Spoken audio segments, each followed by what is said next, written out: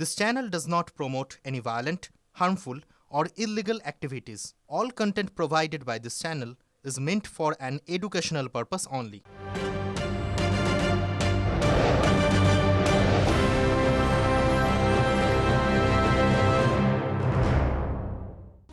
হাতে গোনার কয়েকটা দিন তারপরেই প্রথম দফা নির্বাচন বাংলায়, আর তার আগে বুথের ওপরে নজর দিচ্ছে বিজেপি।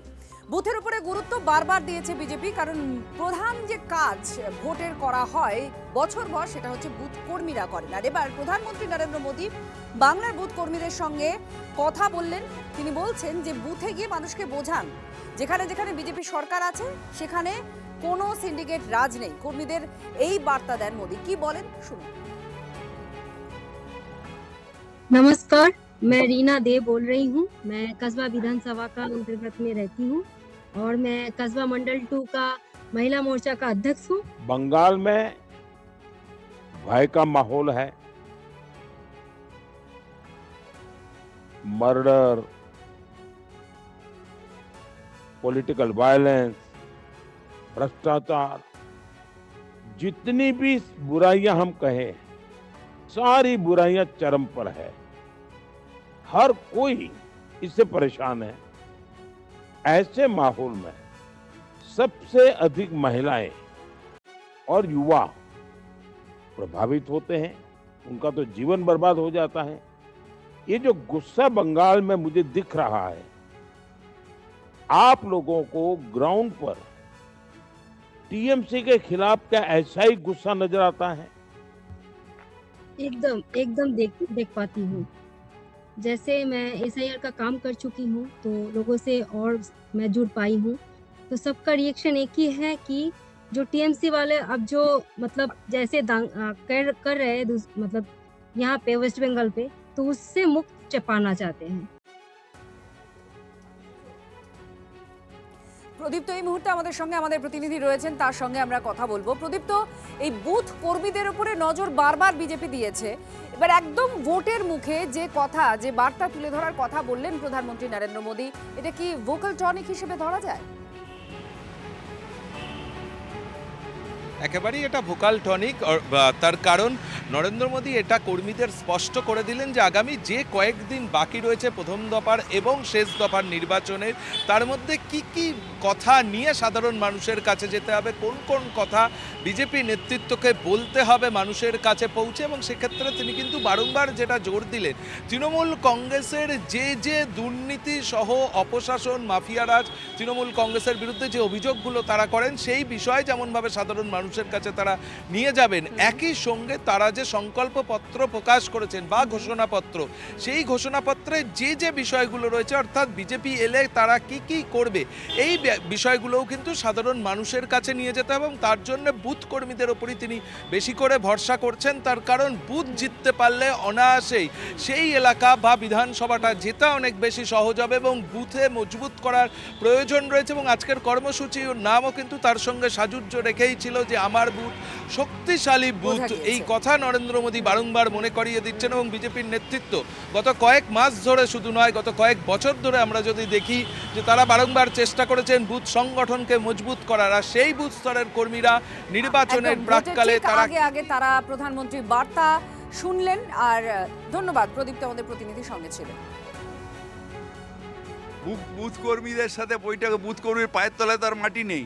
উনি ওপরে বক্তৃতা দেন, বুথ কর্মীদের ছবি উঠবে, ওখানে বলবেন এত হাজার বুথ কর্মী এসছিল, সে তো হবে। প্রধানমন্ত্রী ওইটা দেখেই খুশি থাকুক। पुराना स्लोगान होते हैं, मेरा बूथ सबसे मजबूत, ये पूरा बहुत पुराना स्लोगान। অন্যদিকে শিলিগুড়িতে সেখানে অব্যবস্থায় ভোট দিতে না পারার অভিযোগ করছেন ভোট কর্মীরা। তারা মহকুমা শাসককে ঘিরে ধরে রীতিমতন বিক্ষোভ দেখান। ঠিক কি অভিযোগ তাদের দেখুন। আপনারা প্রত্যেকেই জানেন, ভোটের যারা কাজ করেন মানে ভোট কর্মী যারা, তাদের আগে ভোটের ব্যবস্থা করা হয়। অভিযোগ যে ভোট কর্মীদের ইলেকশন ডিউটি সার্টিফিকেট পাওয়ার কথা তারা পাননি।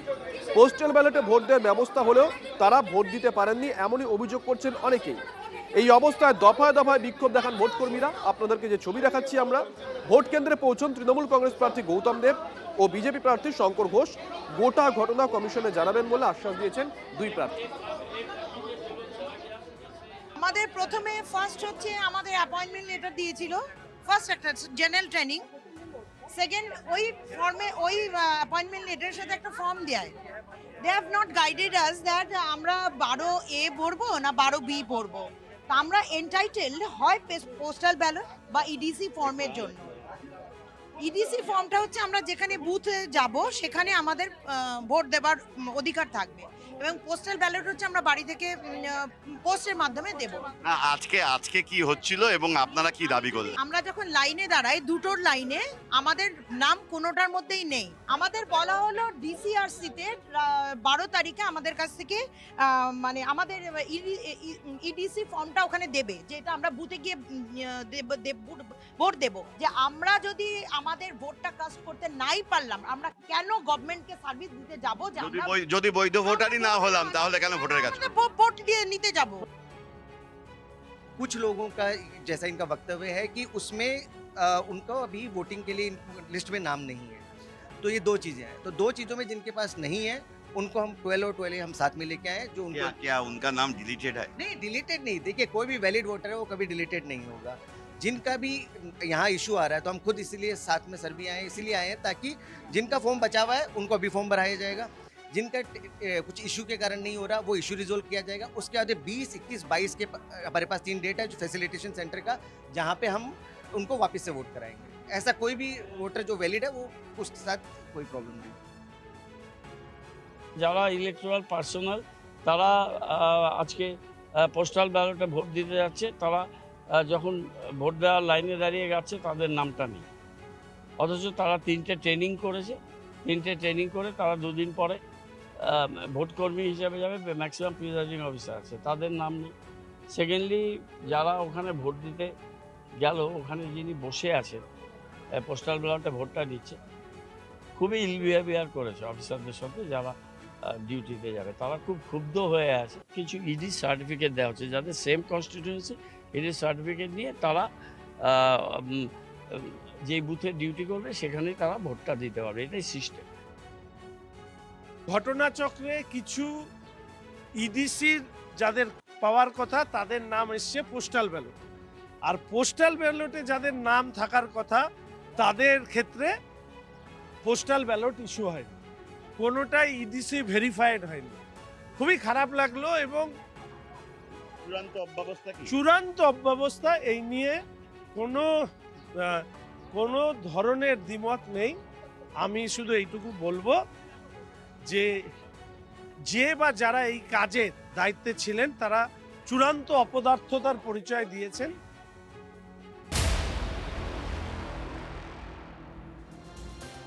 এদিকে এসআইআর ইস্যুতে ফের বিজেপি এবং কমিশনকে নিশানা মমতা বন্দ্যোপাধ্যায়।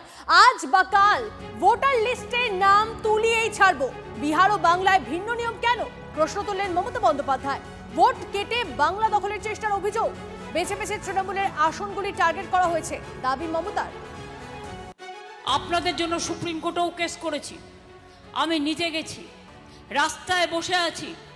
ভোট আপনাদের লিস্টে তুলেই ছাড়বো আজ বা কাল, এটা জেনে রাখুন। আমি যখন কোনো ইস্যু ধরি আমি শেষ পর্যন্ত চেষ্টা করি। ইতিমধ্যেই 32 লক্ষ মানুষের নাম উঠেছে। লজিস্টিক্যাল ডিসক্রিপেন্সি বলে কোনো কথা নেই ইলেকশন কমিশনের রিফর্মসে বা ওদের আদেশে। বিহারের বেলায় নেই, শুধু বাংলার বেলায় লজিস্টিক্যাল ডিসক্রিপেন্সির মানে বিজেপির মিসক্রিপেন্সি। মানুষের ভোট কেটে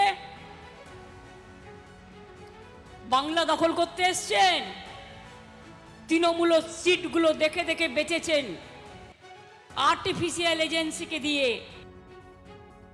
কাজ শুরু করে দিল অ্যাপেলেট ট্রাইব্যুনাল। প্রথম দিন 16 জন প্রাক্তন বিচারপতি ট্রাইব্যুনালের কাজ শুরু করেছেন। সুপ্রিম কোর্ট কালই জানিয়েছে ইতিমধ্যে 34 লক্ষের বেশি আবেদন জমা পড়েছে ট্রাইব্যুনালে, অর্থাৎ বিপুল কাজ বাকি। কিন্তু সুপ্রিম কোর্ট স্পষ্ট করেছে ট্রাইব্যুনালের উপর দ্রুত কাজ করার চাপ দেবে না শীর্ষ আদালত। তবে যে কজন ভোটের আগে পাশ করে যাবেন তারা কি ভোট দিতে পারবেন? গতকালও কোনো ফয়সলা হয়নি সুপ্রিম কোর্টে, কিন্তু শুনানির শেষ বেলায় বড় ইঙ্গিত দিয়েছেন বিচারপতি জয়মাল্য বাগচি। অনুচ্ছেদ 142-এর কথা বিচারপতি জয়মাল্য বাগচির মুখে। তবে কি বিশেষ ক্ষমতা প্রয়োগ করবে সুপ্রিম কোর্ট? দিল্লি থেকে আমাদের প্রতিনিধি জ্যোতির্ময় কর্মকারের পাঠানো প্রতিবেদন। আর্টিকেল 142 অনুযায়ী সুপ্রিম কোর্টের বিশেষ ক্ষমতা আছে যে কোনো সময় যে কোনো মামলাতে সুপ্রিম কোর্ট অন্যান্য আইনের ঊর্ধ্বে উঠে তারা রায় দিতে পারেন। স্বাভাবিকভাবেই এক্ষেত্রে প্রশ্ন উঠছে, যখন ভোটার তালিকা ফ্রিজ হয়ে গিয়েছে, আইন অনুযায়ী নতুন করে ভোটার তালিকায় ভোটারদের নাম সংযোজন সম্ভব নয় বলে জানাচ্ছে কমিশন, তখন সুপ্রিম কোর্ট মানুষের ভোটাধিকারের স্বার্থে তাদের এই স্পেশাল ক্ষমতা বা আর্টিকেল 142 ব্যবহার করবে কিনা। আর ঠিক এই জায়গাতেই সম্ভাবনা জিয়ে রাখলেন বিচারপতি জয়মাল্য বাগচি। তিনি বললেন যে তারা সমস্ত দিক বিবেচনা করে দেখছেন, তাদের ভাবনা চিন্তার মধ্যে প্রত্যেকটা পক্ষই রয়েছে, কিন্তু এক্ষেত্রে তাদের চিন্তা ভাবনা করার জন্য কিছুটা সময় দরকার। অনুচ্ছেদ 142 ব্যবহার করে সম্পূর্ণ বিচার দেওয়ার সুযোগ রয়েছে সুপ্রিম কোর্টের হাতে। ভোপাল গ্যাস দুর্ঘটনায় ক্ষতিগ্রস্তদের বাড়তি ক্ষতিপূরণের ব্যবস্থা করে দিয়েছিল শীর্ষ আদালত। হাতিয়ার হয়েছিল অনুচ্ছেদ 142। নির্বাচন কমিশনের ক্ষেত্রেও অনুচ্ছেদ 142 ব্যবহার করার নজির রয়েছে। যেমন বাংলায় যে বিচারকরা এসআইআর এর কাজ করলেন তা এই অনুচ্ছেদ 142 ব্যবহার করে।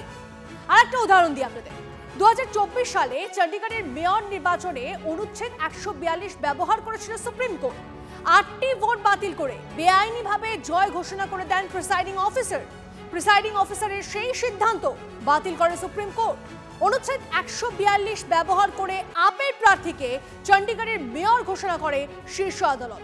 সোমবারের শুনানির পরও 142 অনুচ্ছেদের ব্যবহার হওয়ার আশায় ডিলেটেড ভোটারদের আইনজীবী অরিন্দম দাস।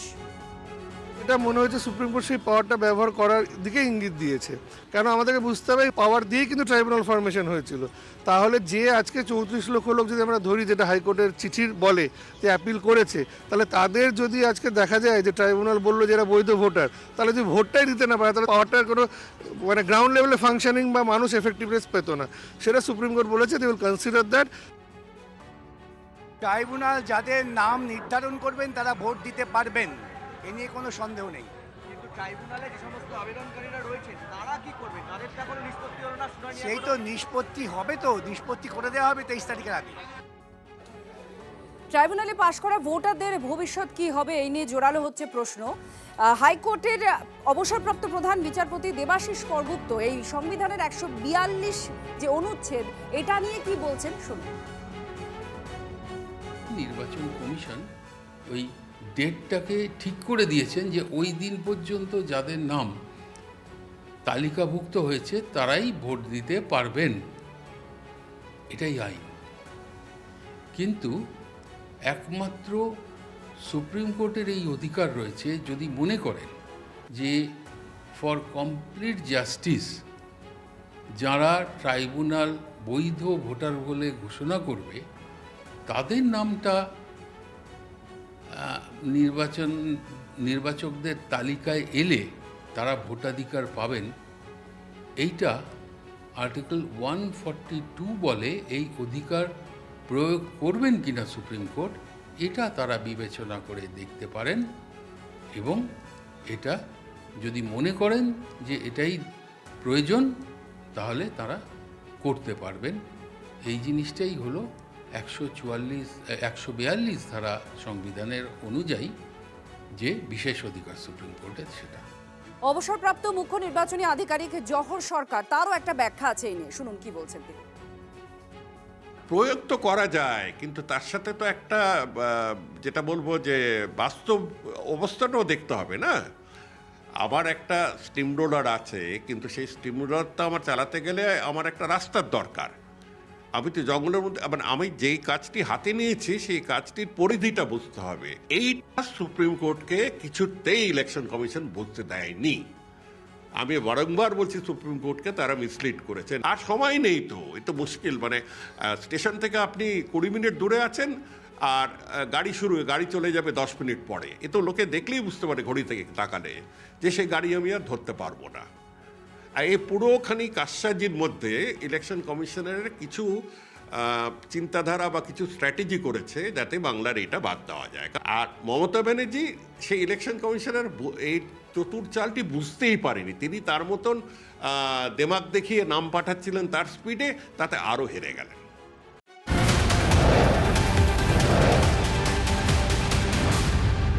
এই মুহূর্তে একটা ব্রেকিং নিউজ আসছে। ফালাকাটার বিজেপি প্রার্থীকে রাস্তায় ফেলে বেধড়ক মার, প্রচারে বেরিয়ে আক্রান্ত দীপক বর্মন, এমনটাই খবর সামনে আসছে। আরো একবার আপনাদেরকে জানিয়ে রাখি, ফালাকাটার বিজেপি প্রার্থীকে রাস্তায় ফেলে বেধড়ক মার, এমনটাই খবর আসছে। এই মুহূর্তে প্রচারে বেরিয়ে আক্রান্ত দীপক বর্মন। ছবি দেখছেন আপনারা, ছবি দেখুন। রনি আমাদের প্রতিনিধি আমাদের সঙ্গে রয়েছেন। রনি, কি ছবি হয় আজকে, কি ঘটনা ঘটে? দেখো, আজকে কিন্তু ঠিক একইভাবে আবারও একেবারে ফালাকাটা বিধানসভা কেন্দ্রের বিজেপি প্রার্থী দীপক বর্মনের উপরে আতঙ্কে হামলা করে তৃণমূলের কর্মী সমর্থকরা। ইতিমধ্যেই কিন্তু হামলায় আহত হয়েছেন দীপক বর্মনের গাড়ির চালক। আমরা জানি কিছুদিন আগেও কিন্তু ঠিক একইভাবে প্রচারে গিয়ে আক্রান্ত হতে হয়েছিল বিজেপি প্রার্থী সহ তার কর্মী সমর্থকদের। তবে এইভাবে ভোটের মুখে বারবার হামলার ঘটনায় রীতিমতো উত্তেজনা ছড়িয়েছে এলাকায়। যখন তার জানা গিয়েছে কাদম্বনী চা বাগান এলাকায় প্রচার করতে গিয়েছিলেন দীপক বর্মন, এবং এই ঘটনা নিয়ে কিন্তু ইতিমধ্যেই ফালাকাটায় রীতিমতো বিজেপি কর্মীরা রাস্তায় নেমে বিক্ষোভ দেখাচ্ছেন এবং পরিস্থিতি কিন্তু আরো উত্তপ্ত হচ্ছে। কারণ যত সময় বাড়ছে ততই কিন্তু বিজেপি কর্মী সমর্থকরা রাস্তায় নামছেন এবং তারা কিন্তু বৃহৎ আন্দোলনের পথে যাচ্ছে এই মুহূর্তে। নজর রাখুন রনি, এই মুহূর্তে ছবি দেখছেন আপনারা, ঠিক কি অবস্থা হয় প্রচারে বেরিয়ে আক্রান্ত দীপক বর্মন। ফালাকাটায় বিজেপি প্রার্থীকে রাস্তায় ফেলে মার, সেই ছবি আমাদের কাছে এসেছে এবং সেই ছবি আপনারা দেখছেন। প্রচারে বেরিয়ে আক্রান্ত বিজেপি প্রার্থী, ফালাকাটায় বিজেপি প্রার্থীকে রাস্তায় ফেলে মারধর করা হয়, সেই ছবি দেখছেন আপনারা।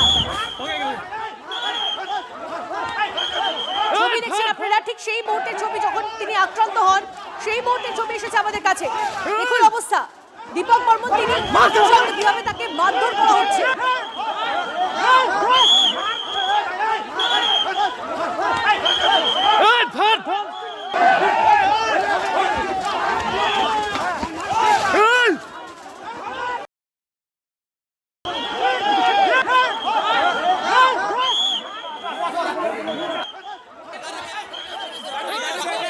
দুটো ছবি এই মুহূর্তে আপনারা দেখছেন।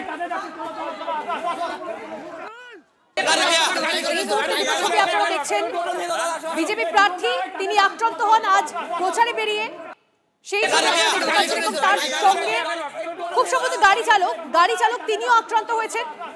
ছবি দেখছেন আপনারা বাংলায়, যে ছবি এই মুহূর্তে দেখতে পাচ্ছেন এক্সক্লুসিভলি ফালাকাটার বিজেপি প্রার্থী তিনি তাকে রাস্তায় ফেলে মারধর করা হয়েছে। তার গাড়ির চালক তিনিও আক্রান্ত হয়েছেন, জখম হয়েছেন, ছবি দেখছেন।